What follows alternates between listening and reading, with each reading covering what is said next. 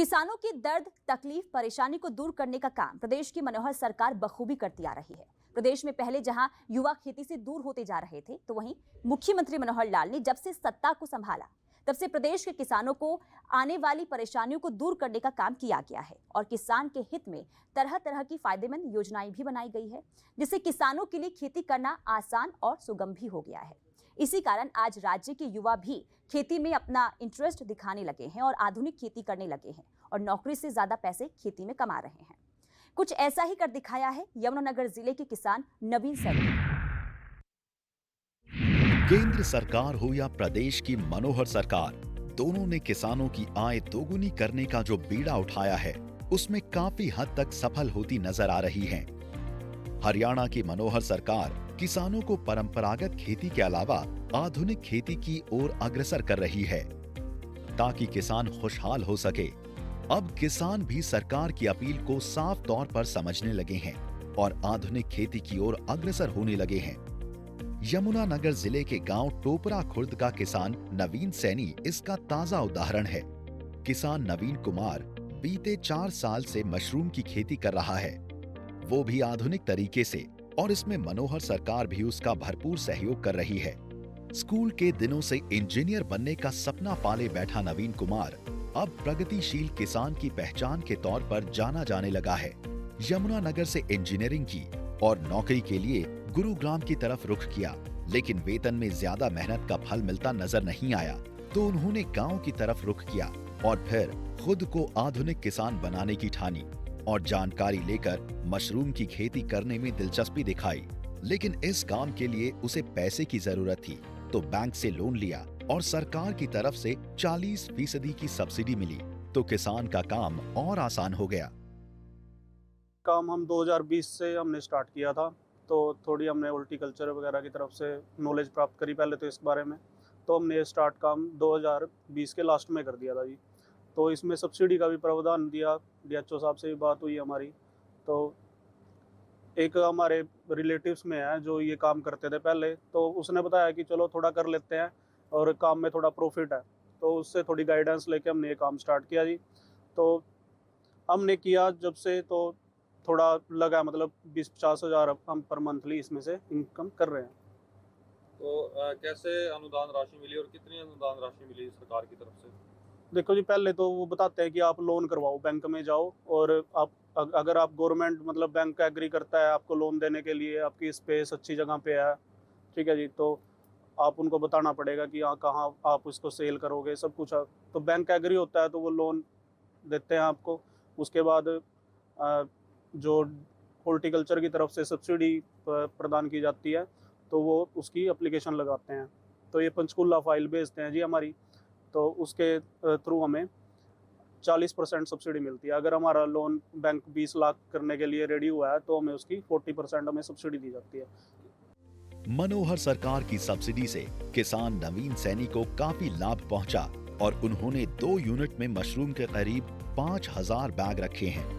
रोजाना किसान नवीन कुमार मशरूम की कटिंग करके लोकल बाजार में मशरूम को बेचते हैं और अगर ज्यादा मशरूम बेचनी है तो वो चंडीगढ़ या फिर देहरादून का रुख करते हैं। आज किसान नवीन सैनी मशरूम बेचकर लाखों की कमाई आसानी तौर पर कर रहा है। करनाल हमने इसकी ट्रेनिंग करी थी, मैंने और मेरे ब्रदर ने, तो उन्होंने हमें बताया कि आप किस किस तरीके से इसकी खेती कर सकते हैं, क्या इससे प्रॉफिट है, कैसे हमें बीमारियों से बचना पड़ेगा, मतलब सारे तरीके से हमने इसके बारे में पहले बारीकियों से सीख के ही हमने इस काम को स्टार्ट किया था। मशरूम की खेती से पहले क्या करते थे? मैं जॉब करता था जी, गुड़गांव में जॉब करता था, 15,000 रुपये मेरी सैलरी थी, पर मुझे वहाँ रहना खाना थोड़ा कॉस्टली लगा, तो इसलिए मैंने अपना काम ही करने स्टार्ट करने। क्वालिफिकेशन है, किसकी जॉब करते थे? मेरी क्वालिफिकेशन है जी बीटेक है, मैंने मैकेनिकल से बैचलर टेक बीटेक करी हुई है। तो मैंने कि लगा कि जॉब वगैरह में कुछ नहीं है, आगे स्कोप नहीं है, तो है भी तो कितना कमा लेगा बंदा, 50-60 हज़ार रुपये पर मंथ कमा लेगा, तो सोचा कि अपना काम ही करते हैं थोड़ा। जो 2 यूनिट आपने लगाई है, इसमें कितनी पॉलीथीन तैयार की हुई है पूरे इसमें? देखो जी, हमारे पास 2 रूम है, वो रूम है 2500 से 3000 बैग के, तो हम इसमें अभी तक हमें फिल किए हुए हैं 2400 बैग पर रूम में है। 2 रूम हमारे पास हैं, एक रूम हमारा 3 फ्लैश दे चुका है, चौथी फ्लैश हमारी चल रही है एक में, और एक रूम में हमारे प्रोडक्शन शुरू होने वाली है 10 मिनट बाद।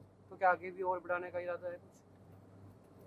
अभी हमारा हाँ चल रही है कि हॉर्टिकल्चर से भी बात हो रही थी कि अगर हमें कुछ सब्सिडी वगैरह आगे भी प्रोवाइड की जाए तो हम इसे आगे बढ़ा सकते हैं। विकासशील हरियाणा में पहले भी यमुनानगर के आधुनिक किसानों से आपकी मुलाकात करा चुके हैं। ये सब किसान आधुनिक बन रहे हैं। इसके पीछे मनोहर सरकार की आधुनिक सोच है और हॉर्टिकल्चर विभाग भी इस क्षेत्र में बखूबी काम कर रहा है और समय समय पर किसानों को न सिर्फ जागरूक करने का काम कर रहा है बल्कि किसानों को सरकारी खर्चे पर बेहतर ट्रेनिंग भी दे रहा है। जो हमारे किसान हैं नवीन कुमार जी, जो एसी मशरूम प्रोडक्शन यूनिट लगा के उसमें मशरूम की खेती कर रहे हैं, वाइट बटन मशरूम वो उगा रहे हैं। वो जो केस है जिसपे हमने 40% सब्सिडी के रूप में 8 लाख की सब्सिडी हमने, जो उनके पिताजी हैं श्री जय कुमार जी, उनके नाम से हमने वो केस सैंक्शन किया था और उसमें आज वो बड़ा अच्छा काम कर रहे हैं। जिसमें क्योंकि क्या होता है कि मशरूम एक ऐसी चीज़ है, यदि हम उसको सीजनल लगाते हैं तो अक्टूबर से लेकर मार्च तक के बीच में वो चीज़ चलती है, वाइट बटन मशरूम। कुछ मशरूम ऐसी भी हैं जिसको हम दूसरे सीजन में लगा सकते हैं, जैसे रेनी सीजन में जो मशरूम हम लगा सकते हैं वो पेडिस्ट्रो मशरूम है जो किसान लगा सकते हैं ऑफ सीजन में भी, और उस पर भी हम सब्सिडी देते हैं। तो जो खेती जो नवीन कुमार जी कर रहे हैं इसी मशरूम यूनिट लगा के, वो पूरा साल मशरूम उगा सकते हैं। वो 20 लाख रुपए का वो प्रोजेक्ट है जिसमें हमारी 40% सब्सिडी, हम 8 लाख की सब्सिडी हम किसान को देते हैं। और ये जो सब्सिडी है credit link bank added subsidy है। इट मीन्स इसमें किसान को 75% तक लोन लेना पड़ता है बैंक से। जैसे 20 लाख का प्रोजेक्ट है तो 15 लाख तक का वो लोन कराएगा और उसके बाद वो प्रोजेक्ट लगाएगा। प्रोजेक्ट लगाने के बाद जो हमारी जो सब्सिडी है, इंस्पेक्शन के बाद हम वो 40% सब्सिडी जितनी भी किसान की बनती है, जो कि अधिकतम 8 लाख रुपए की सब्सिडी है, वो किसान के रिजर्व फंड अकाउंट में जाती है, जिसमें किसान उसको 3 साल तक यूज नहीं कर सकता।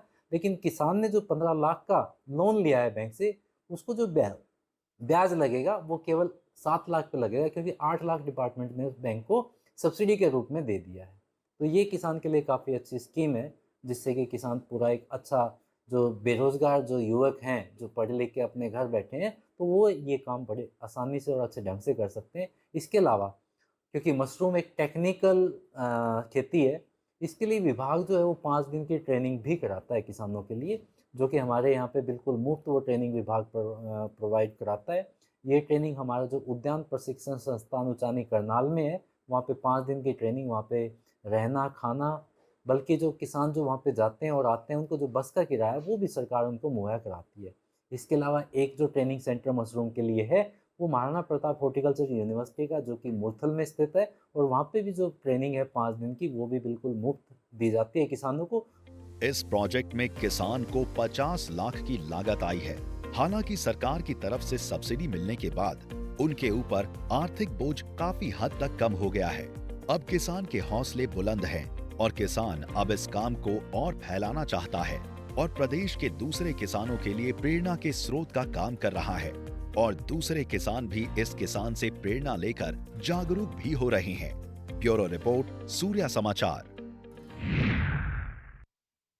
मुख्यमंत्री मनोहर लाल कई बार इस बात का जिक्र कर चुके हैं कि किसानों की आमदनी बढ़ाने को लेकर जो भी उचित कदम होगा पहले भी उठाया गया है और आगे भी उठाया जाएगा।